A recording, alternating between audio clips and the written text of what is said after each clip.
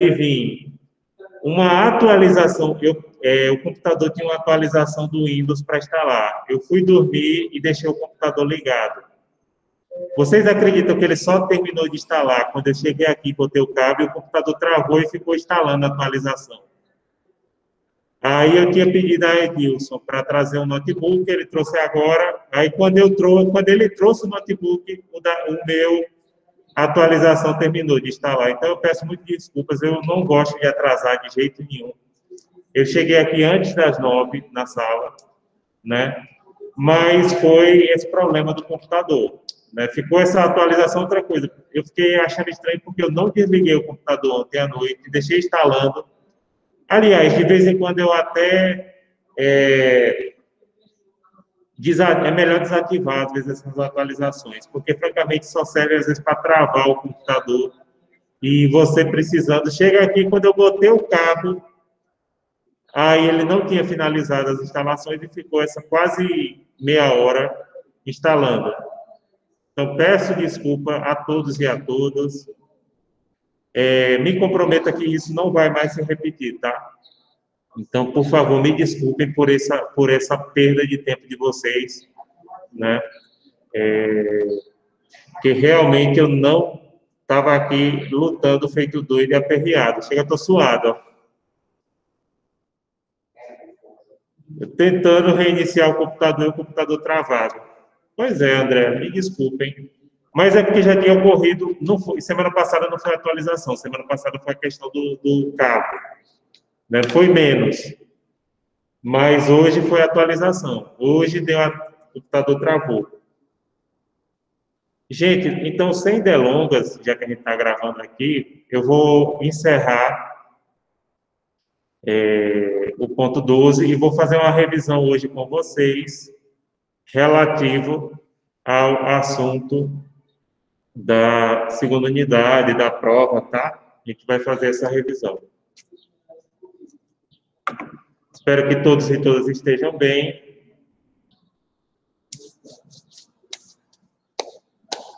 Laísa está presente?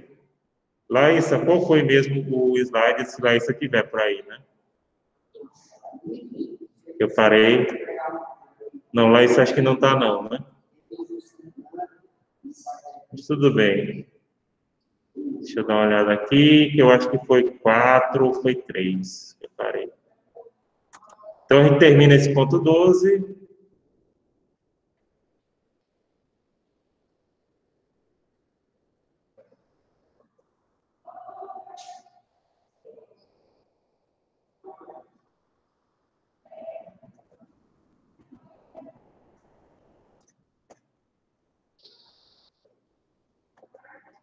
Antes disso, pessoal, eu quero chamar a atenção que hoje tem uma porção de atividades de vocês relativas ao ponto 10, 11 e 12 que vão vencer hoje.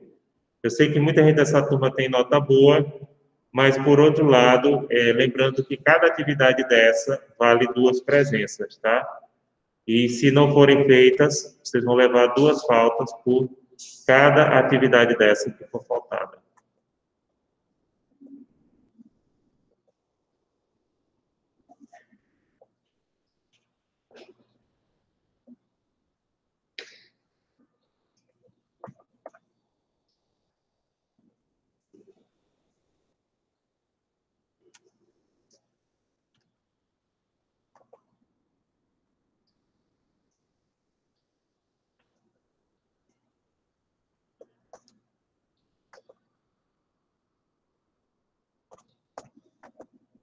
Deixa eu dar uma olhada. Slide 11, TPI. Já, Luiz? Já estava aí. Pensei que não, viu? Não, mas tudo bem. Se você está dizendo, eu acredito. Você estava aqui, eu lembro, e fez várias perguntas.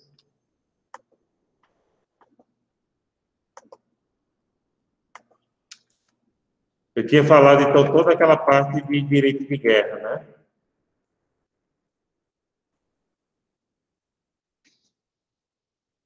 Então, vamos para o ponto 12, né?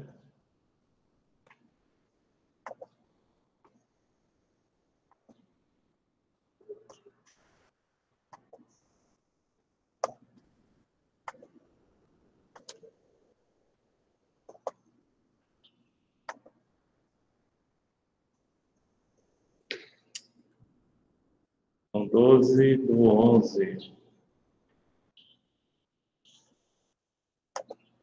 TPI. Sim, a turma de vocês caminha muito.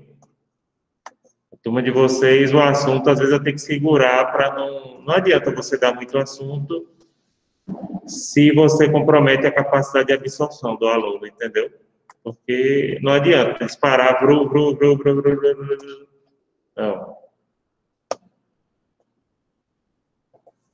Eu sei que aí, então beleza, tranquilo.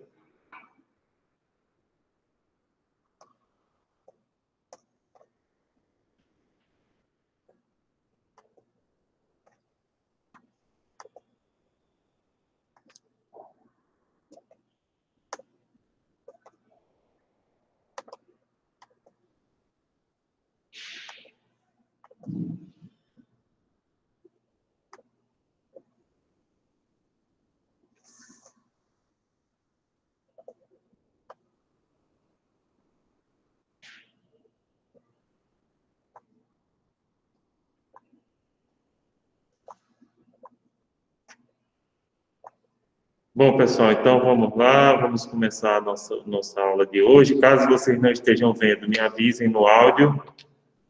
Então, vamos falar do TPI, que é falar dessa parte de armas químicas, biológicas. A gente vai encerrar o ponto 12, direito de guerra.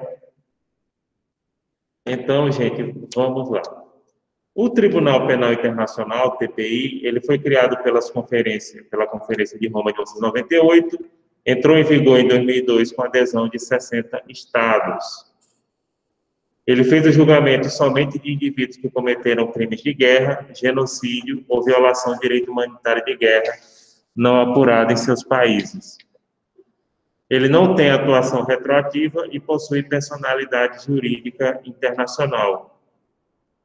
Gente, o TPI é um tribunal penal que funciona em Haia. Ele funciona no Palácio da Paz, mesmo lugar que funciona a Corte Internacional de Justiça, né? Ele foi criado a partir de 98, porém só entrou em vigor em 2002, quando 60 estados aderiram ao Tratado Constitutivo. Esse tribunal, ele julga pessoas que cometeram crimes de guerra, genocídio, violação de direito humanitário de guerra, que não tenha sido apurado no seu país de origem. Por quê? Em relação a esses crimes, o primeiro estado competente é o estado de origem. Então, o TPI ele só atua de forma subsidiária. Ou seja, se esse tipo de crime ele não for apurado no país de origem.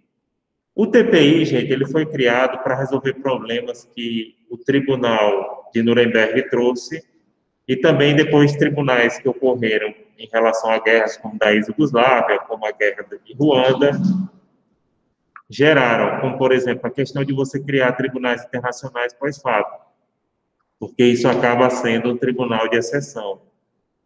Então, a ideia do TPI é que ele fosse um juiz natural para esses tipos de crimes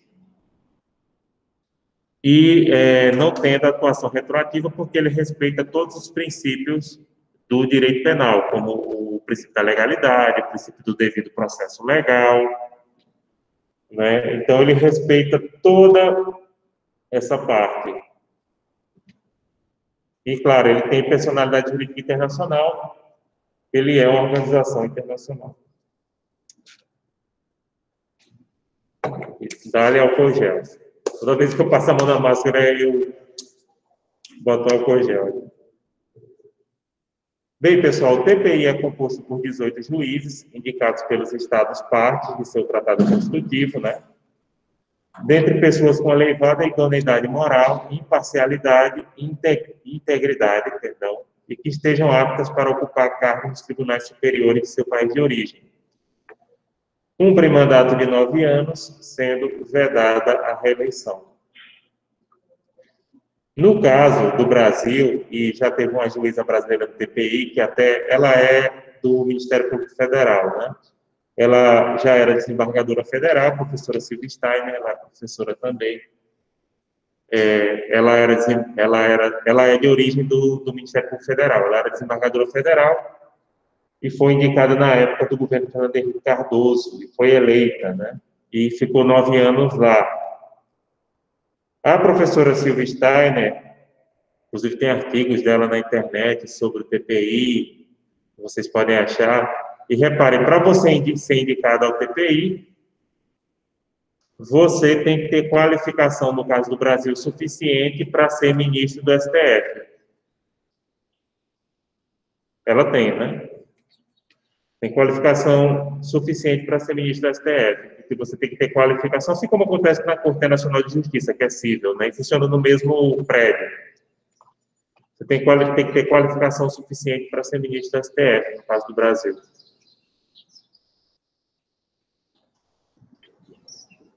Órgãos do TPI. A presidência, né, que é a direção do órgão. A seção de julgamento em primeira instância, instrução e recursos. Não tem recurso para fora, os recursos são internos, tá? O gabinete do promotor e a secretaria, né, que cuida da parte burocrática dos processos. Competência material do TPI. O TPI é um tribunal penal, como o nome dele indica, e ele tem competência para julgar crimes de genocídio. Lembrando, crimes de genocídio são crimes focados em exterminar um determinado grupo de pessoas, seja por sua etnia, como indígenas, judeus, ciganos, pela religião também, como cristãos, muçulmanos, etc. Crimes contra a humanidade, vários tipos de crimes contra a humanidade, né? Por exemplo, maltrato a populações civis, sempre crimes contra a humanidade. Crime de guerra, como, por exemplo, você matar alguém que se rendeu. Crime de agressão. Crime de agressão, ele é focado, por exemplo, quando se invade, se realiza uma guerra ofensiva. Porque a gente já falou aqui que a única guerra que é considerada legal para o direito internacional público é a guerra defensiva. Esses delitos são considerados imprescritíveis. Os delitos do TPI não prescrevem, porém, ele não tem atuação retroativa. Ele só julga os crimes que ocorreram após a sua instalação, tá? Mas esses crimes são considerados imprescritíveis, porque violação aos direitos humanos, tanto no aspecto civil quanto no aspecto penal, são considerados imprescritíveis, né? Acho que vocês sabem disso. Agora, a diferença aqui é que ele não tem atuação retroativa.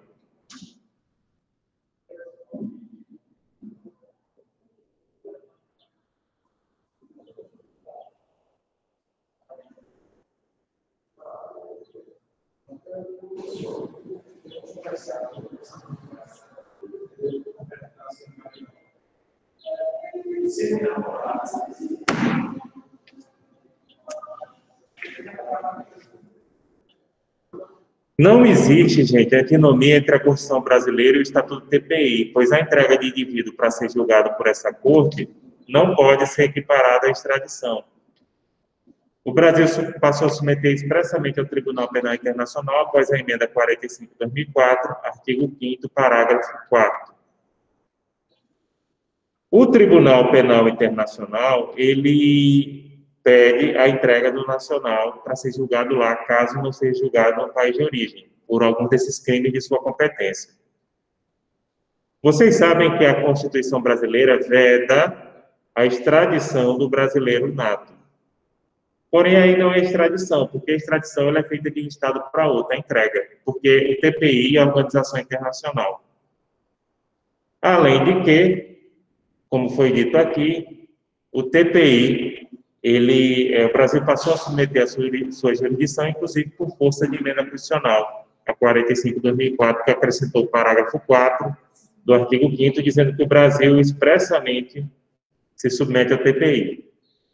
Acho que vocês sabem que Bolsonaro já foi já foi denunciado ao TPI algumas vezes, acho que umas 4 ou 5 vezes, mas francamente aquilo não dá em nada. Por que não dá em nada? Porque o TPI, ele só se envolve quando primeiro, o caso não deve ter sido apurado no país, Segundo ponto é que quando há uma situação de conflito generalizado no país, que não é o caso do Brasil por enquanto, tá? Não existe situação de guerra civil no Brasil, de sublevação, que justifique a atuação do TPI. A própria, eu digo isso por menos simpatia a Bolsonaro que eu tenho, eu não votei nele, não voto de jeito nenhum, tá? Ele vai totalmente contra os meus posicionamentos. Mas, por outro lado, pessoal, eu entendo que a questão, por exemplo, ecocídio, inclusive ecocídio, a própria Substar, né, tem um artigo bem interessante, lembrando que ecocídio não está entre os crimes que o TPI julga, embora exista uma pressão da literatura, da doutrina, para que isso, e também dos movimentos, né, ONGs, etc., para que isso ocorra, mas ainda não tem. O TPI só tem competência para aqueles crimes, e aquilo ali é um rol taxativo. Pode ser que futuramente alterem o estatuto? Pode ser. Mas, por enquanto, e principalmente pela questão penal, aquele rol é entendido pela doutrina majoritária como taxativo. Então, ele só julga aqueles crimes, não julga outros, não. Tá certo? E, no caso, por exemplo, as ações do governo federal brasileiro podem gerar responsabilização civil em relação a direitos humanos em outros tribunais internacionais, como, por exemplo, a Corte Interamericana de Direitos Humanos. Mas não é uma questão, não é, gente, uma questão de processo, não é uma questão, né, de processo no TPI, né, é uma questão de responsabilidade civil internacional no âmbito dos direitos humanos, de violação de direitos humanos, como, por exemplo, inclusive a questão dos indígenas, a questão da Amazônia, do Pantanal, desses desastres e outros desastres ambientais que o Brasil tem sofrido durante essa gestão junto ao governo federal, tá? Pronto, encerramos. As referências são aquelas que vocês conhecem. E pronto. Deixa eu ver se vocês têm perguntas.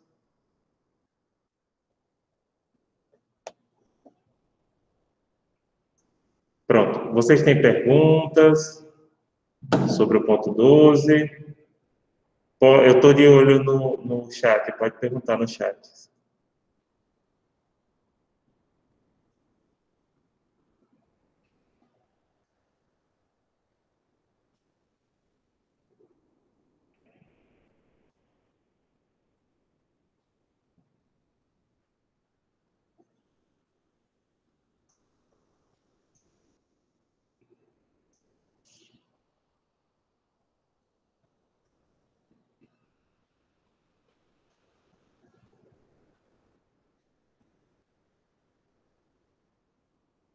Então, quem tiver pergunta, pode perguntar no chat.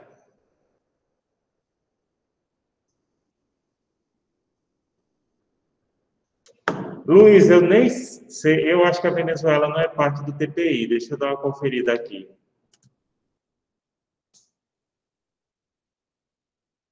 Aí, é como eu estou dizendo, situações em que existe um conflito generalizado, aí sim, pode gerar essa atuação do TPI.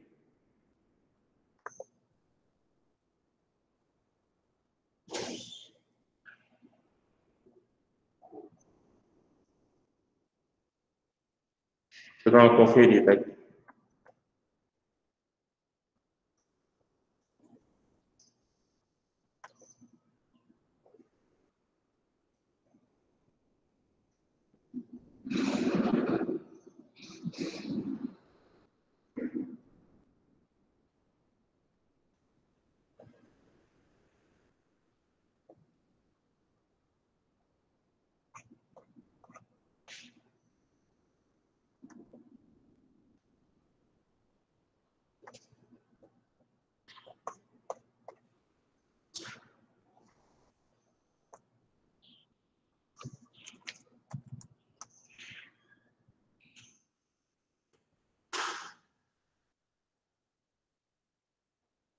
Estou conferindo aqui. A Venezuela, a princípio, faz parte. Eu estou com a dúvida aqui em relação deixa eu olhar aqui. Aqui tem.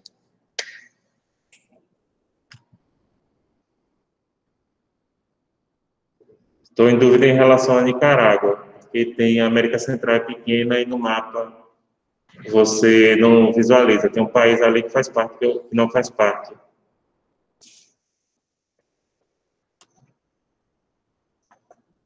Estou abrindo aqui o site, deixa eu colocar para vocês.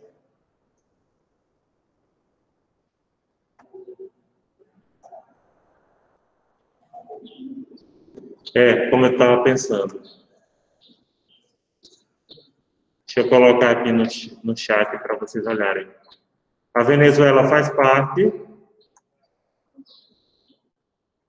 A Venezuela existe uma situação de uma crise humanitária, ainda não chega ao estado de guerra civil, né?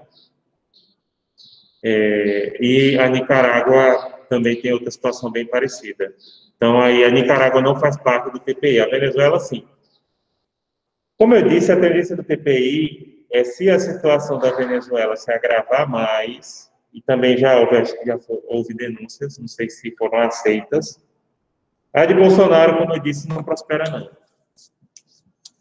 Porque no Brasil não há uma situação de conflito generalizado, como guerra ou guerra civil. Eles só interferem nessas situações. Gente. Do contrário, eles não interferem. Então, aí no chat tem uma relação. Nicarágua não faz parte, não. Então, no caso da Venezuela, se a situação se agravar, aí sim eles podem sim interferir nisso.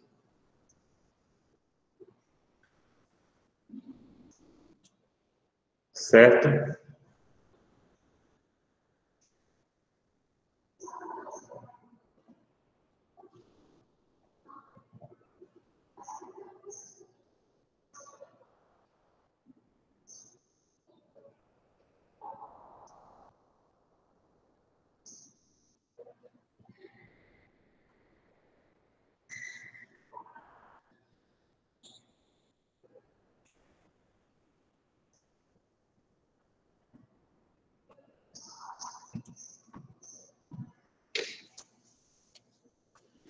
Pronto. Mais alguma dúvida? Enquanto vocês podem escrever no chat, enquanto eu vou abrir aqui a prova de vocês para comentar.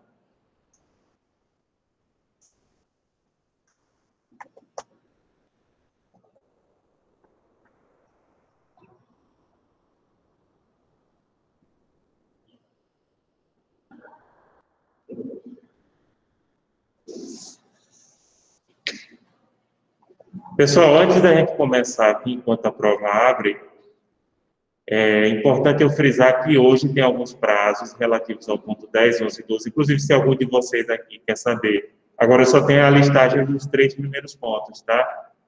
Porque como dos 3, que seria 7, 8 e 9, aí eu tenho a relação das atividades que foram feitas. Do ponto 10, 11 e 12, eu ainda vou puxar a listagem daqui para a semana que vem e lanço as faltas de quem tiver. Então, eu peço que avisem quem é representante de vocês, não sei se ela está aqui, acho que é a Yolanda, né? Yolanda está aí? Não. Mas vocês avisem aos colegas que não deixem de fazer essas atividades. Para quem estiver reprovado por falta, porque já tem, lembrando que no caso da disciplina dessa, reprovado por falta, quem tiver mais de 18 faltas, tá? Até 18 faltas é o limite, é o máximo que vocês podem ter nessa disciplina.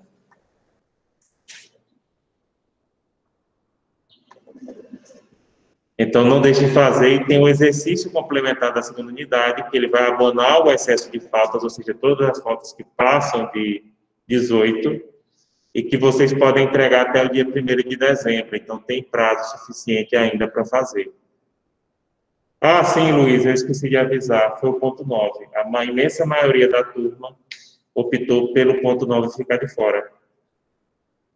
À noite também, o pessoal não quis. Mas eu já tinha falado isso, que o pessoal de direito não gosta muito do ponto 9, porque acha que tem a ver muito com geografia, esse tipo de coisa.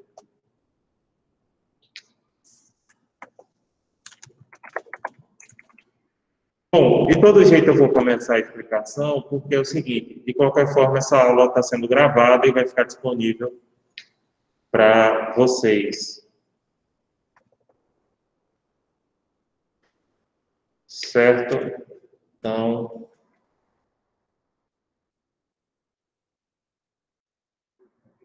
Pronto, tem 3 pessoas na turma de vocês reprovadas por falta, já. E sem lançar essas atividades de novembro, né? Que seriam esses 3 últimos pontos que terminam hoje. Porque eu só vou puxar o relatório do final de semana para o começo da semana que vem. Em relação à prova de vocês, a gente vai fazer o seguinte: semana que vem, já vai estar disponível a prova. Aí vocês podem entregar essa prova. Pronto, semana que vem, dia 26, a prova está disponível. Vocês podem entregar até o dia 3. Como é que eu estava fazendo antes? Eu deixava 24 horas para vocês entregarem, por exemplo. A prova seria dia 3 para entregar no dia 4. Agora, a coordenação está recomendando que os professores deixem que as atividades se vençam preferencialmente no dia no dia da sua aula, né? Para não ter problema e não gerar conflitos, não é bem conflito, né? Para não gerar choque de prazo com atividades que os colegas passaram. E também, pessoal, uma semana dá tempo mais do que suficiente para vocês responderem só 2 questões, tá? A prova de vocês ela vai ter 5 questões, só precisa responder 2, somente 2. Então, eu vou deixar uma semana. Semana que vem também, quem não fez os seminários, deve fazer os seminários. E quem não conseguiu se encaixar em algum grupo, pode entregar individualmente. O tempo do vídeo, obviamente, é menor. Tem algumas instruções lá no Moodle. Sigam, por favor. Mas lembrando, é obrigatório fazer o seminário na primeira ou na segunda unidade. Se não fizer em uma dessas unidades, a nota vai ser descontada pela metade, a nota da prova, né? É descontada pela metade. Quem fez o seminário na primeira, não precisa fazer agora. A prova vale 10, somando-se os exercícios de fixação e o exercício complementar se a pessoa fez, tá? E cada atividade dessa que a pessoa não fez, exercício de fixação e estudo dirigido, a pessoa leva 2 faltas, tá? Pronto, agora eu vou fazer o seguinte, eu vou comentar para vocês, como... pronto, eu só não vou mostrar a prova, mas eu vou comentar a vocês o que eu quero de cada questão da prova, tá certo? Se quiserem fazer perguntas, podem fazer no chat, ou podem fazer no áudio.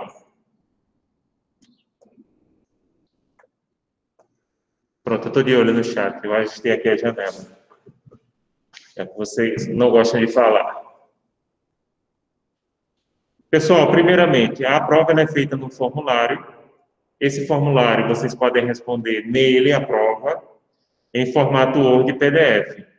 Ou PDF, né? A escolha de vocês.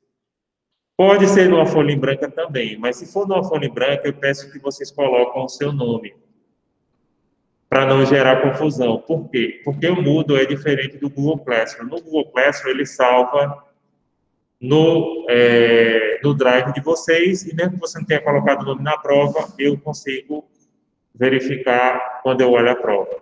Aqui, no Moodle, eu tenho que baixar a prova no meu computador e depois eu vou ver quem fez ou não. Então, de antemão, eu já peço que coloquem o seu nome na prova, caso vocês façam em branco no formulário, né? Não deixe de colocar o nome. Vocês só precisam responder 2 questões. Quem responder mais de 2 questões, eu só vou corrigir as 2 primeiras. Cada questão vale 5 pontos e a avaliação totaliza 10.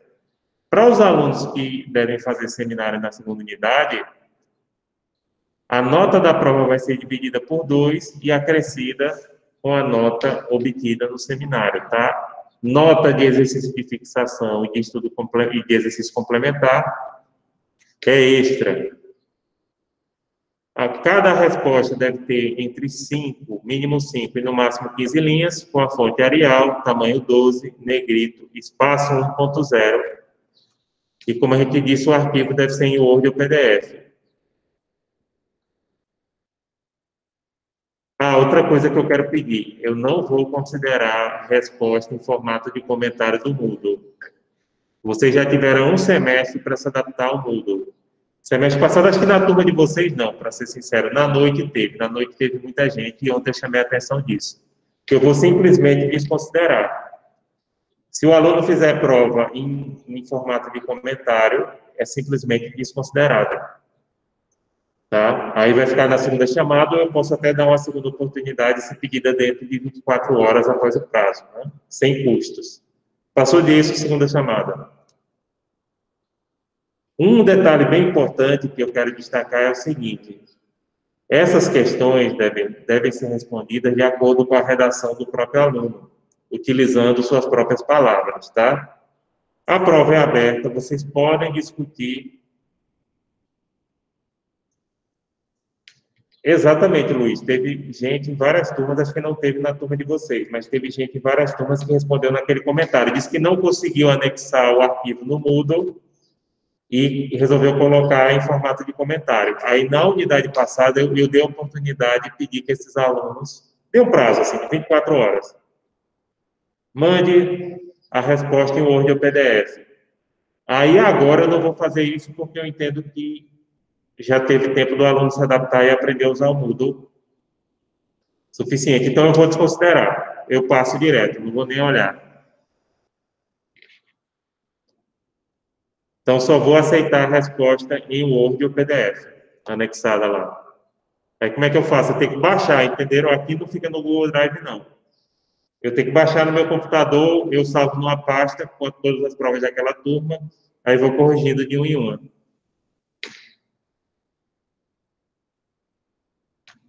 Um detalhe importante que eu estava falando agora, retornando aqui, é que o aluno deve responder com suas próprias palavras.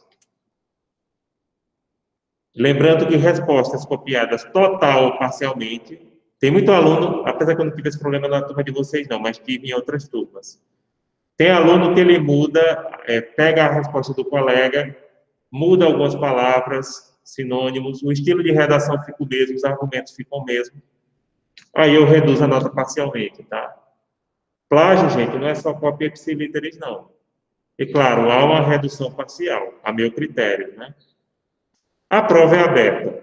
Vocês podem e devem, e isso não é ruim, discutir a prova entre si. Porém, o que é ruim é você copiar a resposta do colega. Por isso que eu peço, não mandem, não emprestem a prova de vocês. Tem colega que diz, fulano, me manda a sua prova para eu ver aqui, eu vou mudar alguma coisinha e fazer. Não. Quer ajudar seu colega? Marque um horário, seja no Google Meet, seja no WhatsApp da vida, discuta com seu colega, indique, por exemplo, a bibliografia, se for o caso, mas não empreste a sua prova. Teve um aluno da turma, de outra turma, não foi nem do nome da noite, foi do 10º. Aluna, ela emprestou a prova para o colega passou para uma terceira, a terceira, digamos assim, era intrigada dela, a terceira copiou e deu uma confusão danada. Né? E nesse caso, inclusive, eu reduzi parcialmente, não reduzi total, mas reduzi parcialmente, na nota parcial de todo mundo, inclusive de quem emprestou, porque, como eu estava observando, já tinha observado aqui, não empreste a sua prova para o colega. Quer ajudar o colega? Discuta com ele a prova, debata, indique uma bibliografia, mas não repasse a sua prova para o colega de jeito nenhum, porque isso dá confusão. Outro detalhe, citações diretas não são permitidos. Citações diretas, lembrando, são aquelas no qual você cita ipsilíteres o que o autor ou a legislação falou. Tem aluno que acha que citação de legislação não é citação direta. Pelo amor de Deus, o pessoal está fazendo PCC. Só é permitida a citação indireta, tá? Citação indireta é aquela no qual a pessoa escreve com as suas palavras o que o autor diz. É obrigado a citar indiretamente, principalmente se você usar uma referência que não seja daquelas que estão citadas na prova, que a prova tem as referências, né, que são os autores da bibliografia básica. Então, nesse caso, se você usar uma referência que não seja, é obrigado você citar de acordo com a BNT no final da prova. Sim, só precisa responder duas questões. Se responder mais de duas questões, eu só corrijo as duas primeiras.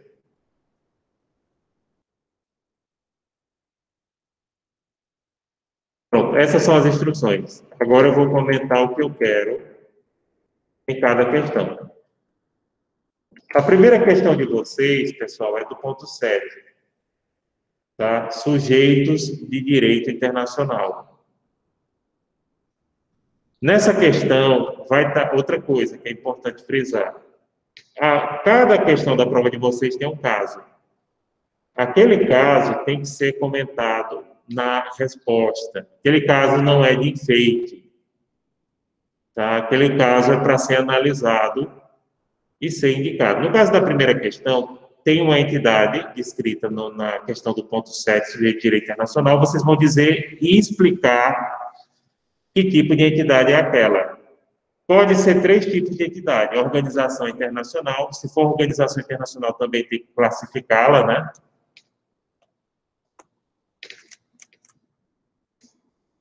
Tem que classificá-la.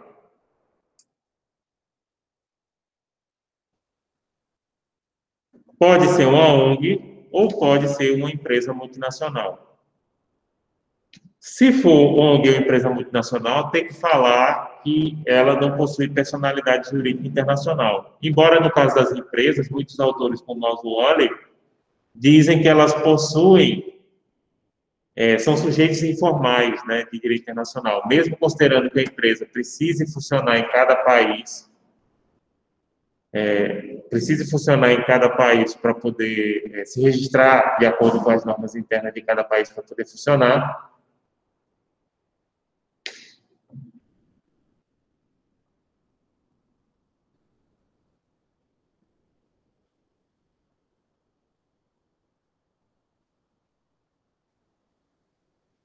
Então, gente, é interessante notar isso. Vocês precisam dizer o tipo de entidade, falar um pouco desse tipo de entidade e explicar o caso que está sendo trazido.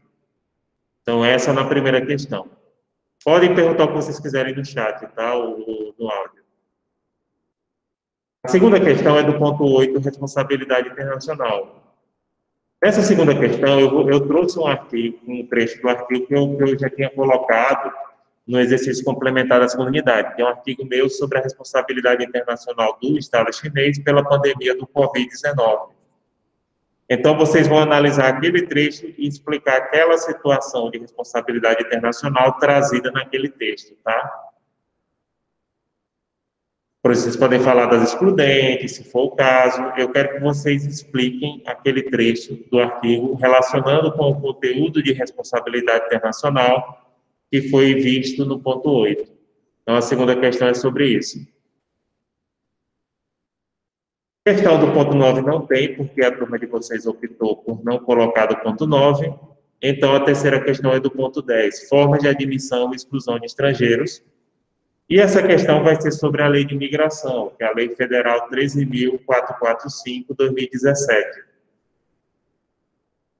Essa questão, pessoal, da Lei de Imigração, inclusive eu recomendo que vocês estudem bastante a Lei de Imigração, porque a OAB tem exigido. A Lei de Imigração ela é muito parecida com o ECA, com o Código do Consumidor, no sentido de ser uma legislação avançada, criada por especialistas, e que, infelizmente, ainda não pegou no Brasil. Vai demorar um pouquinho para pegar. Isso acontece com essa legislação muito moderna, muito que foi feita por especialistas, né? E a situação ali é um caso concreto.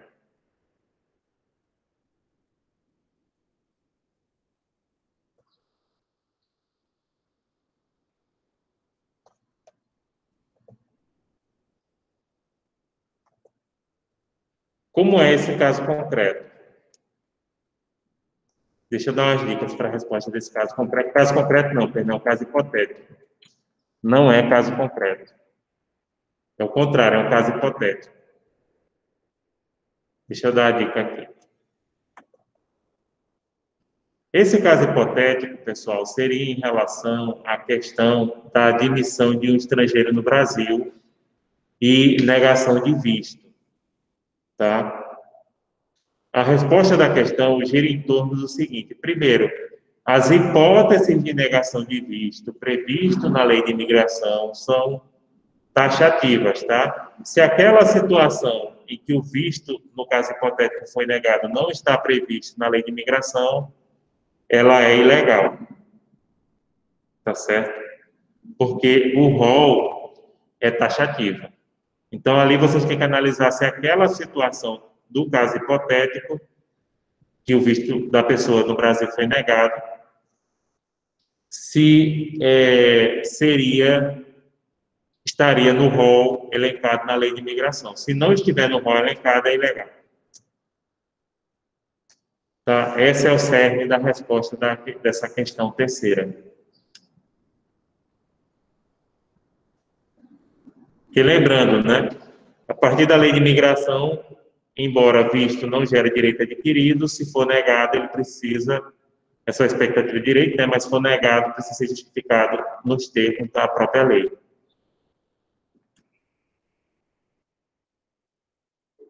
A quarta questão, gente, é do ponto 11, agentes diplomáticos, e trata sobre a carreira diplomática brasileira. É um caso hipotético também de uma pessoa que passou no concurso,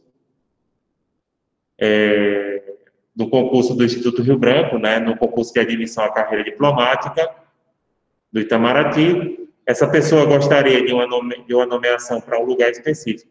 E aí eu quero, de acordo com aquilo que a gente discutiu no ponto 11, sobre a carreira diplomática, se ela poderia escolher essa nomeação para um determinado lugar que ela gostaria de ir. Aí eu recomendo, inclusive, que vocês dêem uma olhadinha no site do Itamaraty, no site do Instituto Rio Branco e além das referências. Vocês podem também conferir lá um pouquinho sobre a carreira diplomática brasileira, né? Então, é sobre isso, a questão de nomeação para postos diplomáticos. Então, essa é a quarta questão.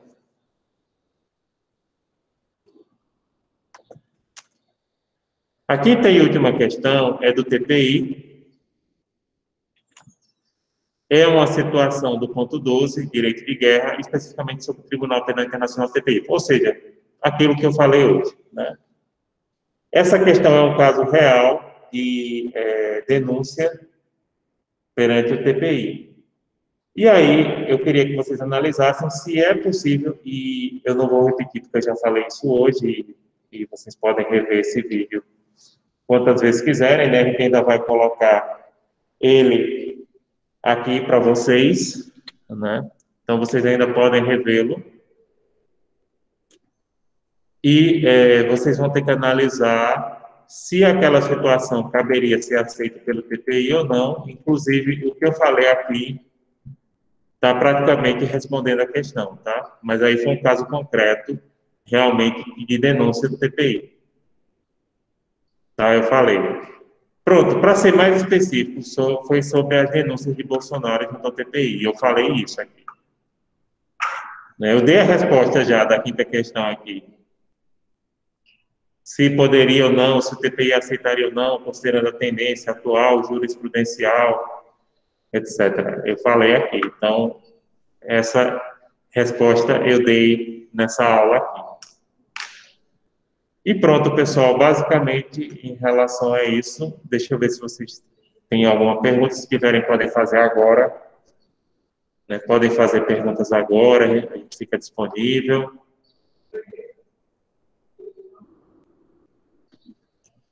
Ressaltando, por favor, avisem aos colegas que estão faltando bastante e não deixem de fazer o exercício complementar da segunda unidade e as atividades, exercício de fixação, estudo dirigido dos 3 pontos que se vencem hoje, tá? Não deixem de fazer, avisem aos colegas. Em relação ao excesso de falta de quem já está reprovado por falta, como o prazo vai até o dia 1º, eu vou tirar até o dia 5, porque depois do dia 1º eu puxo o relatório, e aí eu vou ver quem fez, quem não fez, e tirar o excesso de faltas. A partir da semana que vem eu vou estar lançando as faltas relativas a essas 3 atividades de novembro já, né?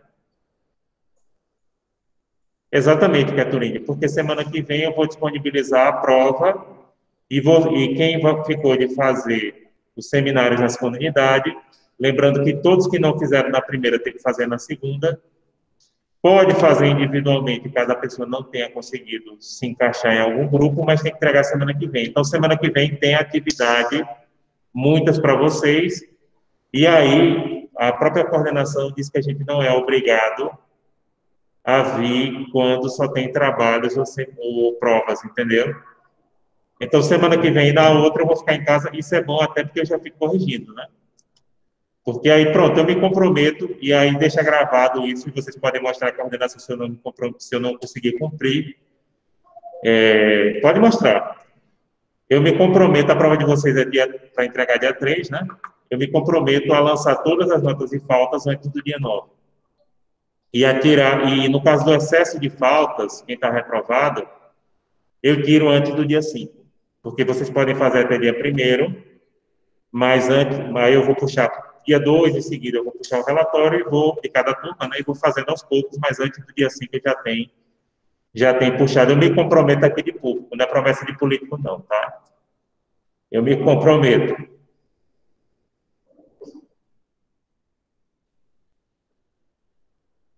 Então, tem esse compromisso. Gente, eu fico doente quando eu não cumpro o prazo, eu chego atrasado. Hoje mesmo eu estava suando aqui, não sei se vocês viram, eu estava suando porque eu cheguei aqui e o computador deu aquela travada devido às atualizações que eu falei quando eu botei o cabo da internet. Aí eu digo, eita, de novo, já tinha dado semana passada, mas em relação à questão do cabo, não foi nem atualização. Então é isso, eu tenho esse compromisso com vocês de cumprir esses prazos, né? Então semana que vem não tem aula ao vivo minha, eu vou estar corrigindo provas, recebendo exercícios e vendo a questão das faltas. Semana que vem, aliás, como a prova, a imensa maioria vai deixar para entregar por volta do dia 3 mesmo, semana que vem tem seminários e tem as faltas para a gente somar, né? E também somar os pontos, que esses pontos são extras, né? Daqueles que fizeram as atividades extras, né? O estudo dirigido não tem ponto, ele só tem falta. O exercício de fixação, que venceu o prazo essa semana. Todo mundo exercício de fixação venceu. Não, Luiz. A partir do dia 26, a prova de vocês vai estar disponível a partir do dia 26. Vocês podem entregar entre o dia 26 e o dia 3, entendeu? Mas lembrando, é só até o dia 3. Ele não vai ficar, porque antes eu fazia o seguinte, ficava do dia 3 para o dia 4, aquelas 24 horas, né? Agora não, é só até o dia 3. Então tem uma semana. Agora, por outro lado, notem, como vai ficar uma semana para vocês entregarem, gente, caprichem na resposta. E não emprestem para o colega. Quer ajudar o colega? Discutir, gente, a prova. Não tem problema, não. Discutir a prova com o colega não é ruim, não. O que é ruim é o seguinte, você pede ao colega, fulano, me manda tua prova. Aí eu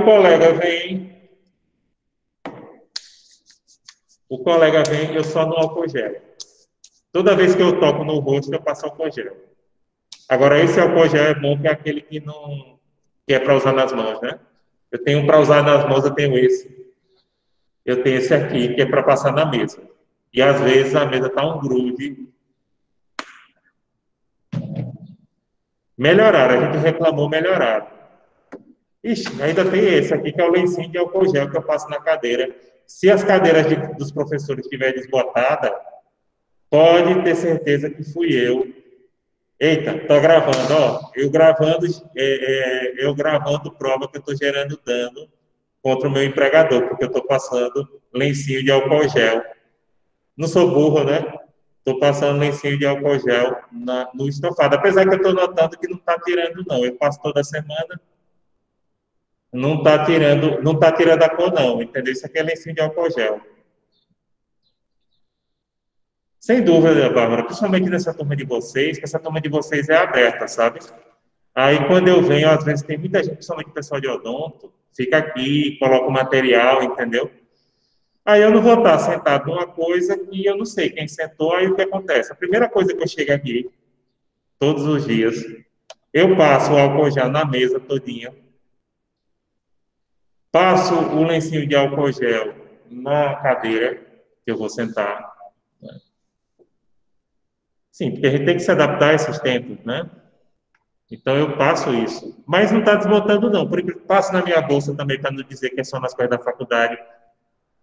Passo no computador. O meu computador é velho, né?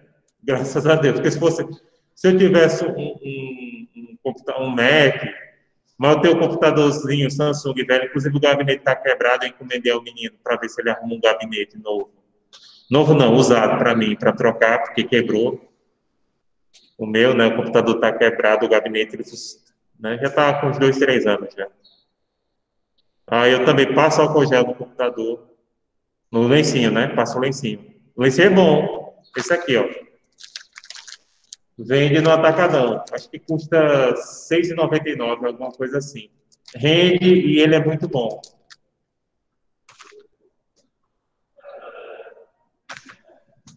Sim, Caturine, é prático. E ele é bom porque esse lencinho ele não é muito agressivo. Então dá perfeito para passar no computador. Estou fazendo, né? Eles deviam patrocinar mais para a gente fazer isso. Deviam mandar para a gente fazer. Que álcool gel tem na porta, né? A instituição disponibilizou só na porta das turmas. Aí tem aquele negócio que você coloca. Mas eu quero passar nas minhas coisas também.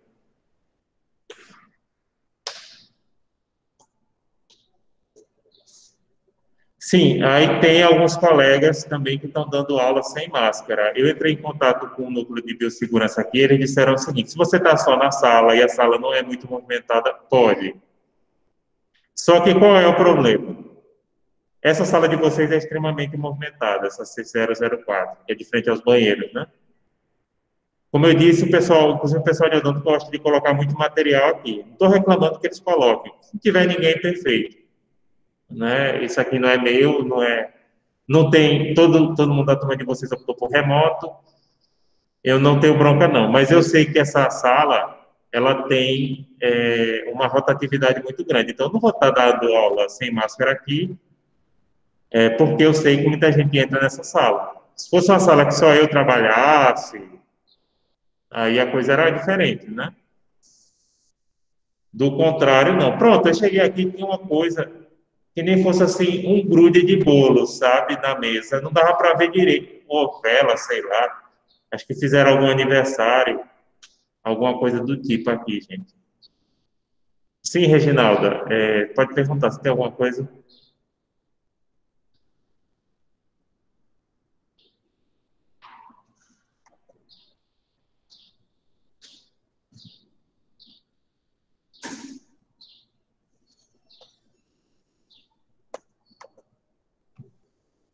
Não, tudo bem. Ah, eu pensei que tinha recebido um e-mail. Aí eu recebi um e-mail agora, nesse instante, de um aluno do noturno reclamando porque está reprovada por falta. E nesse sentido, eu reconheço que ela tem razão. Mas eu vou explicar, inclusive, para vocês por que eu estou fazendo isso. Ela disse que, como eu passei, por exemplo, o prazo para fazer a atividade de compensar não vai até dia 1º de dezembro, não seria mais lógico eu esperar só lançar as faltas depois do dia 1º de dezembro, olhando quem fez, quem não fez? Não é mais lógico? É isso que ela está questionando. Não é mais lógico? É. Só que aí tem um problema. E aí a coordenação foi que me chamou a atenção disso, porque deu a bronca. Eu estava fazendo assim antes, em outro semestre, inclusive quando o ensino era totalmente presencial, antes da pandemia, né? Eu só lançava as faltas depois que terminava o prazo de fazer o exercício de compensação, o exercício complementar. Aí, beleza. Eu também penso que é isso. Não, como é que eu estou cobrando uma coisa antes do prazo terminar, entendeu? Eu não acho que a aluna aí nesse aspecto esteja errada. Agora, o que é que houve? Teve um caso de um aluno que foi reprovado porque ele não fez o exercício. E ele disse que não fez o exercício porque ele não sabia que precisava fazer, ele não sabia que ele estava reprovado por falta. Aí a coordenação me chamou lá, a professora Marcela, e disse: Olha, Emerson, teve a situação de um aluno aí, inclusive era do nono período também. Ele foi reprovado por falta. Eu disse: Marcelo, eu disponibilizei o exercício para todos. Ele não fez. Ele disse que não fez porque ele achava que não estava reprovado por falta. Entendeu? Eu digo sim, Marcela, mas eu disponibilizei para todos. Eu disse, não, eu entendo, você fez certo, eu entendo. Agora, faça o seguinte, para isso não ocorrer, você lança primeiro as faltas, porque quem está reprovado por falta fica ligado e faz o exercício, já fica assustado, entendeu? Já fica ligado e já faz o exercício, e depois você retira. Porque aí a pessoa já está ciente, entendeu? Agora, eu concordo com, inclusive eu vou responder, depois que eu terminar a aula aqui, eu vou responder para ela. Eu digo, fulano, eu até concordo com o que você disse, eu fazia isso, ocorreu essa situação. E a coordenação passou a dizer o seguinte, não, lance as faltas previamente, depois que os alunos fizeram o exercício, você tira, dentro do prazo, né? Você estabelece um prazo e tira. Entenderam? Agora, eu prefiro fazer assim, eu preferia fazer assim, mas de fato, como a coordenação teve essa bronca com esse aluno, dizer, eu não achava que eu não estava reprovado por falta e não fiz. O que é que vocês acham sobre isso?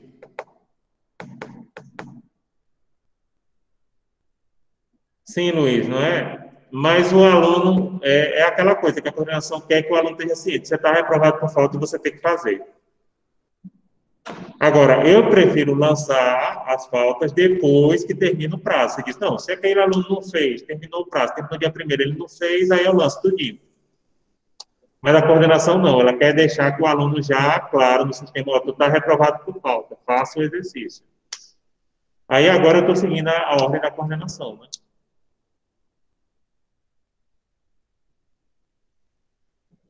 É, Luiz, é difícil ser professor, né?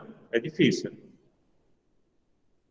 Mas aí eu tiro, quem tiver, vocês podem falar isso para os colegas. Não, ele está lançando. Depois do dia primeiro, ele vai olhar quem fez o exercício ou não, vai puxar o relatório e vai tirar as faltas antes do dia 5, né?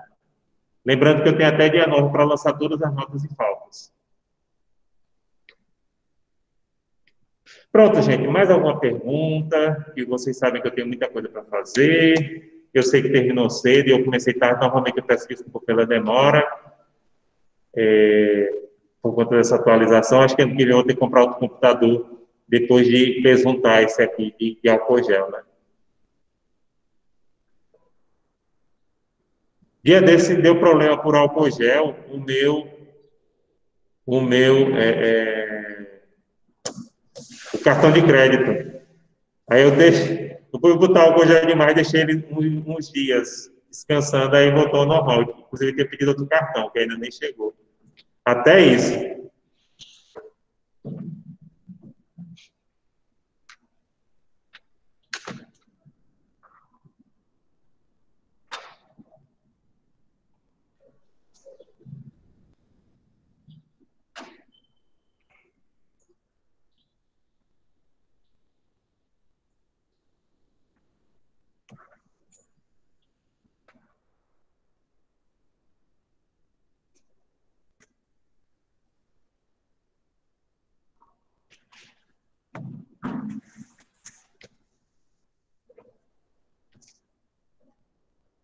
Gente, alguma pergunta, alguma questão? Estou à disposição de vocês. Alguém quer?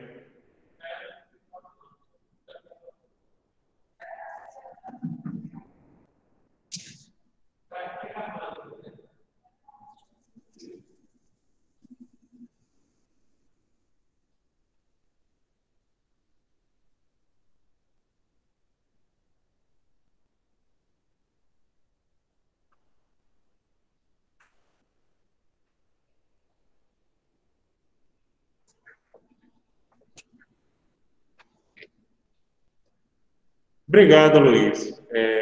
Obrigado. Agradeço o seu reconhecimento, agradeço a participação da turma. A turma de vocês é uma turma boa, embora não seja uma turma que questione, mas é uma turma que eu não tenho bronca assim com as atividades, vocês fazem as atividades certinho. Agora, o problema que a turma de vocês é que eu tenho que ter cuidado para o assunto não correr demais, porque como vocês geralmente não perguntam muito, então ela e também, gente, enquanto professor, eu digo a vocês, não adianta você dar muito conteúdo se você não consegue, você tem que dar o conteúdo suficiente para que os alunos tenham capacidade de absorver. Não adianta eu estar e eu compro o conteúdo, né?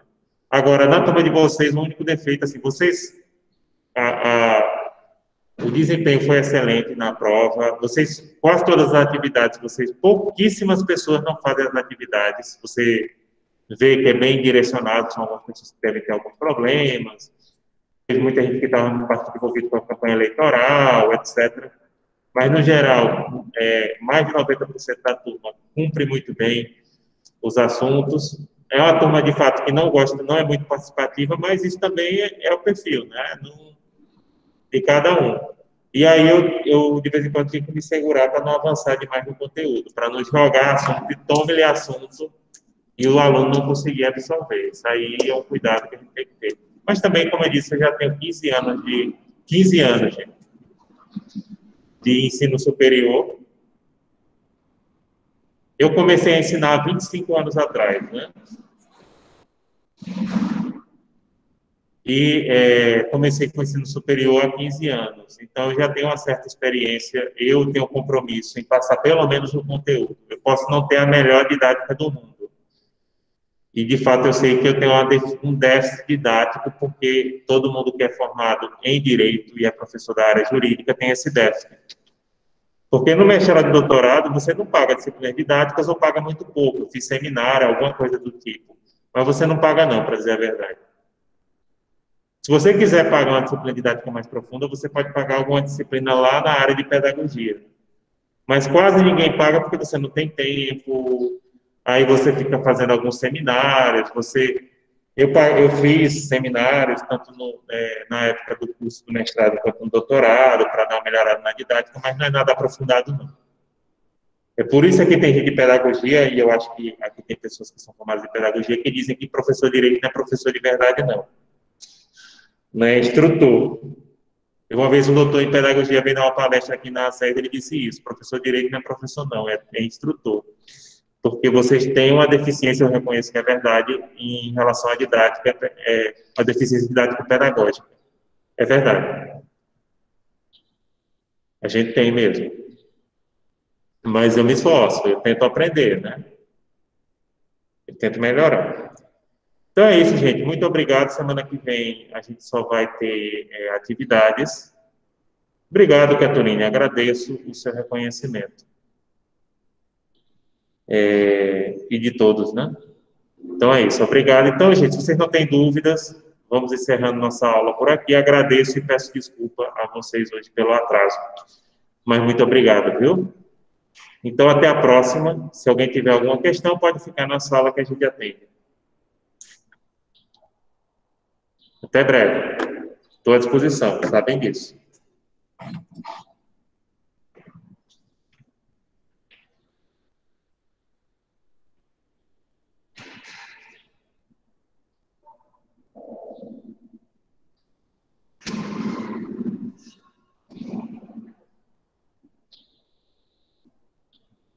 Tchau, tchau, Bárbara. Até a próxima.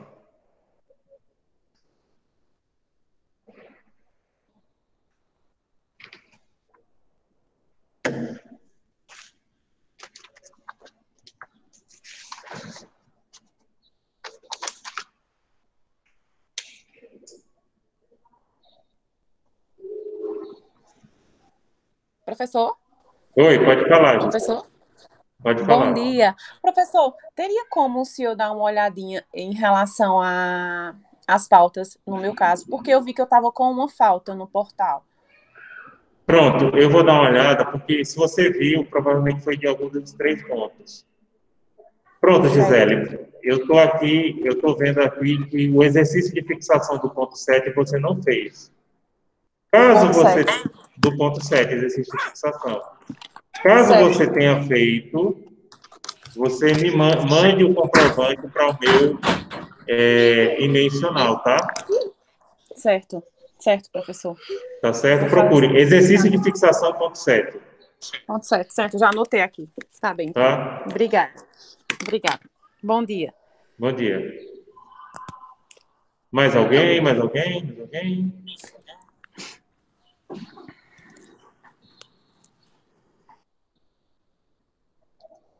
Mais alguém, gente?